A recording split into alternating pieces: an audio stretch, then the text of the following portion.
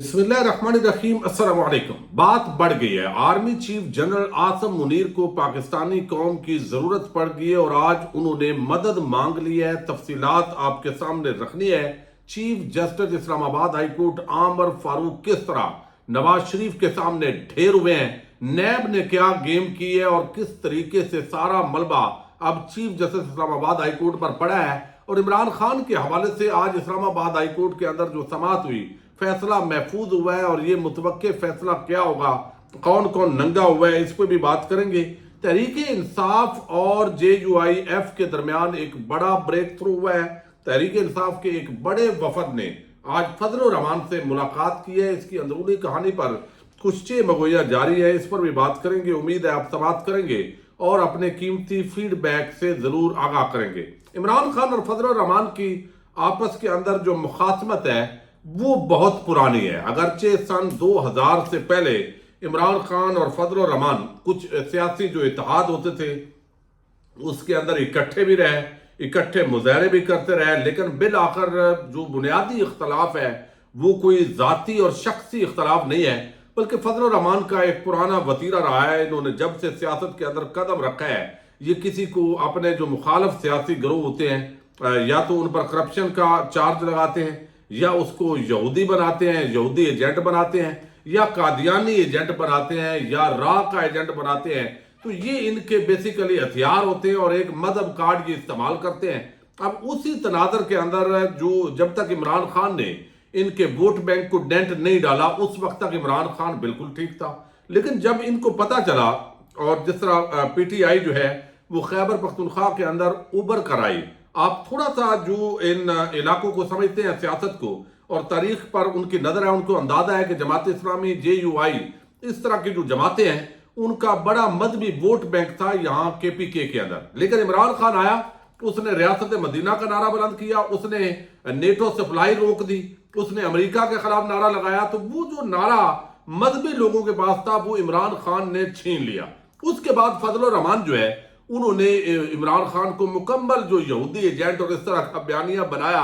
और बिल आखिर इमरान खान जब इख्तियार में आए तो फजल रहमान पहले नून लीग के साथ भी एडजस्टमेंट कर लेते थे, पीपल्स पार्टी जिसकी हुकूमत होती थी फजल रहमान साथ चिमट जाते थे। लेकिन वो जो बंगला था कश्मीर कमेटी के नाम से उनको दिया गया, वो पहली मर्तबा तहरीक इंसाफ की हुकूमत में उनको खाली करना पड़ा और कहा गया कि हजरत साहब अब आपकी खिदमात की जरूरत नहीं है, गाड़ियां भी गवर्नमेंट की वापस करें, बंगला भी वापस करें।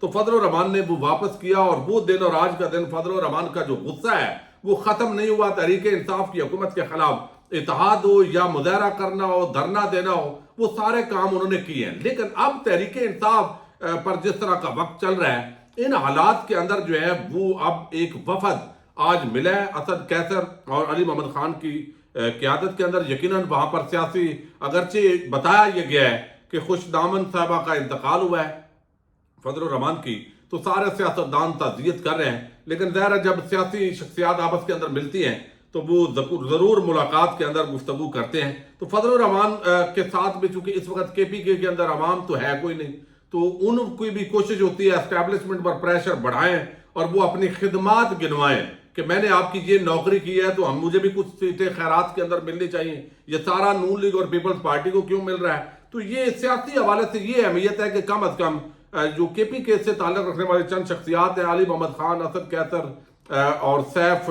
बैरिस्टर सैफ, उन्होंने आज फजल रहमान से मुलाकात की और यकीनी जो सियासी गुफ्तगू हुई है वो कोई ना तो इत्तेहाद बनने जा रहा है और ना कोई ऐसी बात है कि फजल रहमान जो है वो इत्तेहादी जिसकी हुकूमत आगे आने जा रही है उस पार्टी को छोड़कर वो कोई तहरीक इंसाफ, ना ही तहरीक इंसाफ उसको अगर अपने साथ मिलाएगी तो उसका वोट बैंक ही बरकरार नहीं रहेगा। तो ये सिर्फ एक मुलाकात की हद तक है, गुफ्तगू की हद तक जो मामलात हैं वो ज़ाहिर डिस्कस हुए हैं।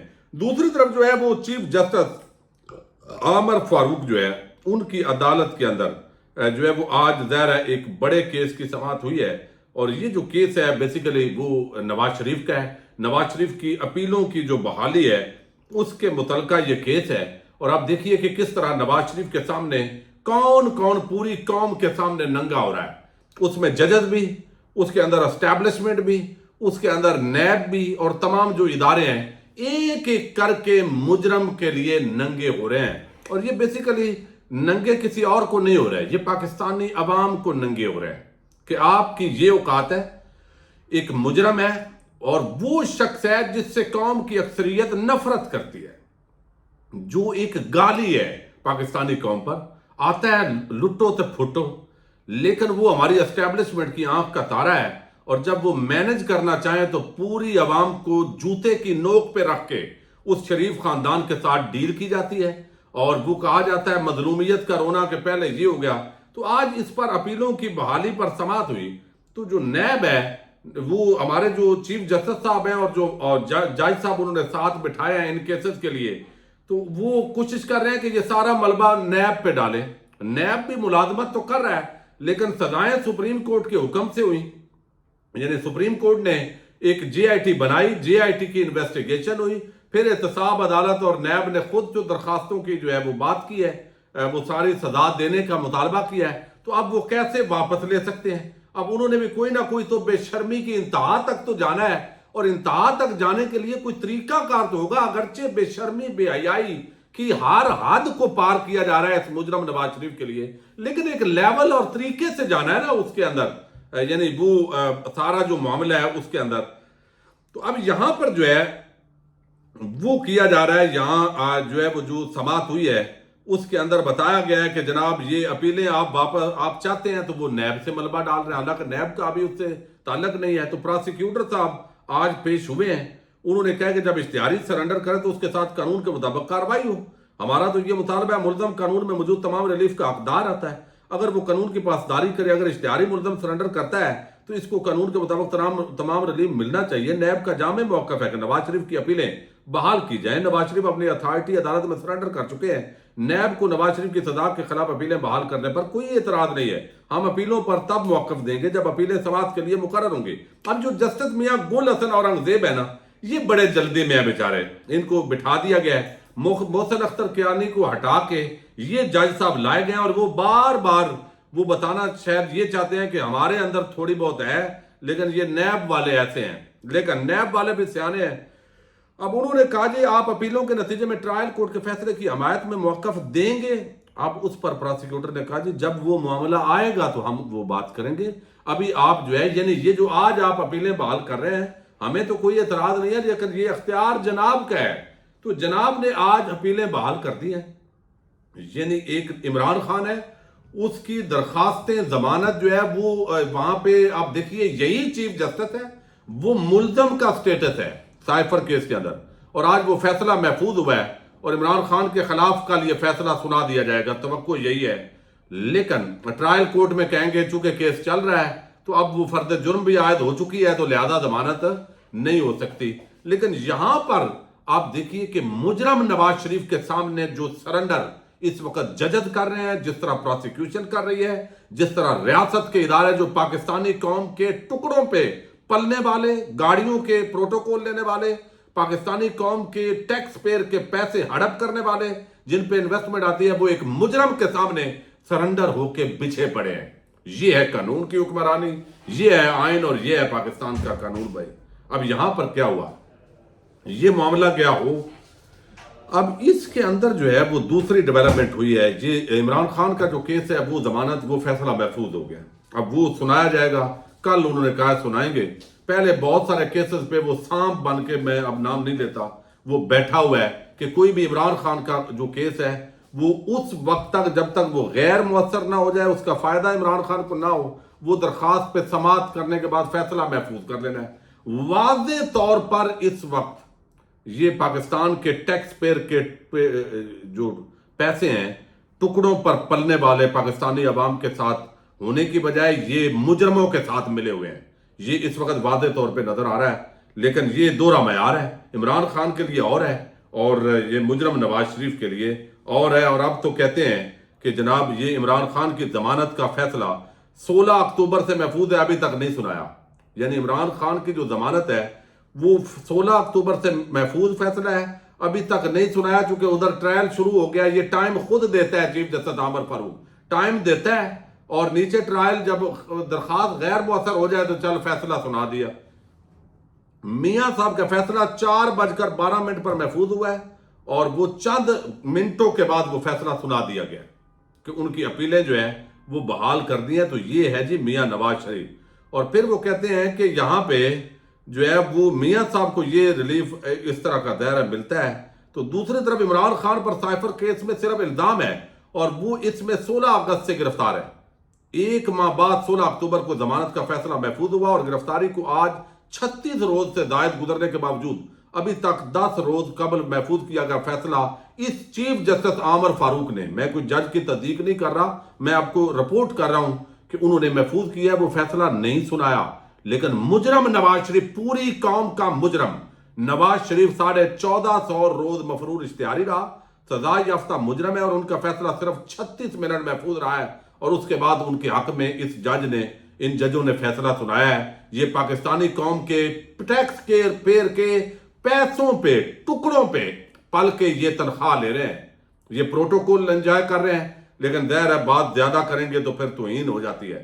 اب آرمی چیف صاحب جو ہے انہوں نے قوم سے مدد مانگ لی ہے. کل کا ایک پروپیگنڈا جو ہے وہ شروع ہوا ہے تحریک انصاف کے خلاف, اور وہ یہ ہے کہ یہ جی سوشل میڈیا پہ پروپیگنڈا ہو رہا ہے اداروں کے خلاف, دوسروں کے خلاف سارا, اور یہ باتیں حقائق کے منافی ہیں. بھائی ہم پہلے تو سنتے تھے بنگلہ دیش اس طرح کے حالات میں بنا اور یہ زیادتیاں ہوئیں.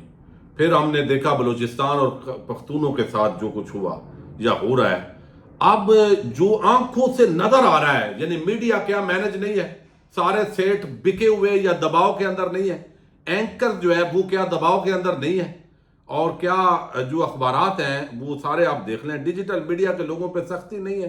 پھر گرفتاریاں لوگوں کو اغوا نہیں کیا جا رہا. کون سی چیز ہے جو نظر نہیں آ رہی؟ یہ ساری چیزیں تو ویزیبل ہے. تو یہ, اور کیا عمران خان کی پارٹی سے لوگوں کو زبردستی نکالا نہیں جا رہا, نکال کے استحکام پارٹی اور باقیوں کے اندر ڈالا جا رہا ہے. کیا ایک ہی جگہ پہ ایک ہی نوعیت کا کام کرنے والے, ایک جو پریس کانفرنس کرے اور انٹرویو کرے, وہ جو ہے وہ سب اس کے گناہ معاف, اور دوسرا مجرم, اور جیلوں میں عورتیں بچے گل سڑ رہے ہیں, یعنی عورتیں جو ہیں وہ کیا یہ سارا کچھ نظر نہیں آ رہا؟ تو یہ پراپیگنڈا ہوتا ہے جو اس طرح کی بات رپورٹ کریں, یہ بڑا. لیکن آرمی چیف صاحب نے آج مدد مانگی ہے جی قوم سے.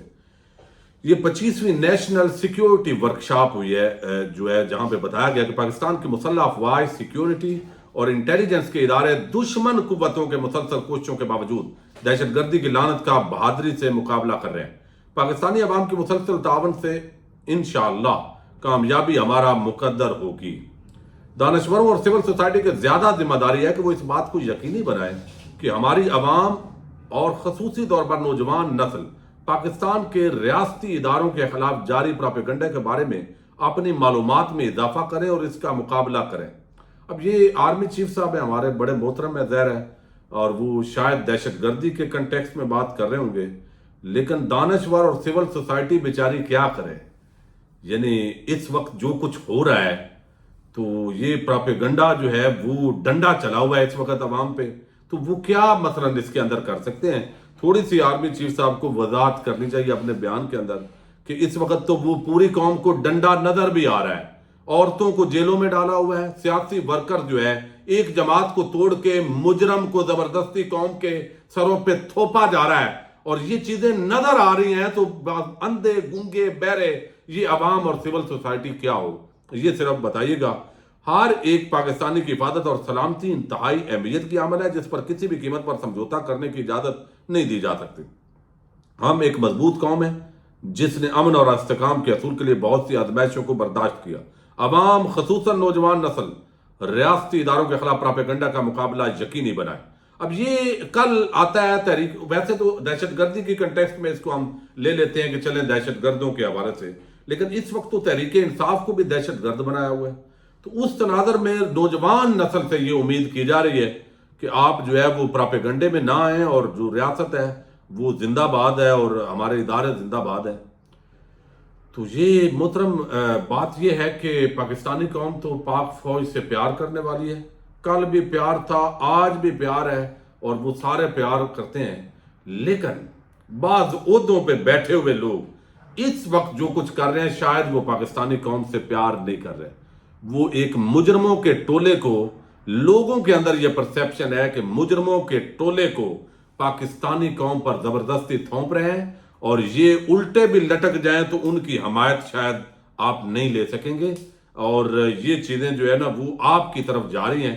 آپ کو اپنی پوزیشن کلیئر کرنی چاہیے عوام کے سامنے کہ بھئی اس سارے سے کیسے آپ کا تعلق نہیں ہے، پھر نوجوان نسل جو ہے وہ یقیناً آپ کے ساتھ ہے۔ ورنہ اس وقت جو ایک مجرم نواز شریف اور اس سے پہلے پوری پی ڈی ایم پلس ٹولے کی خاطر پاکستان کے نوجوانوں کو، خواتین کو، بچوں کو جو پیغام دیا جا رہا ہے، یہ کم از کم جو ہے نا وہ سارا جو کھرا ہے اور نشاندہی وہ کوئی اچھی طرف نہیں جا رہا۔ آپ کو بھی پتہ ہے، اللہ تعالیٰ جو ہے وہ پاکستان کی حفاظت کرے۔ پاکستان زندہ باد، پاک فوج پائندہ باد۔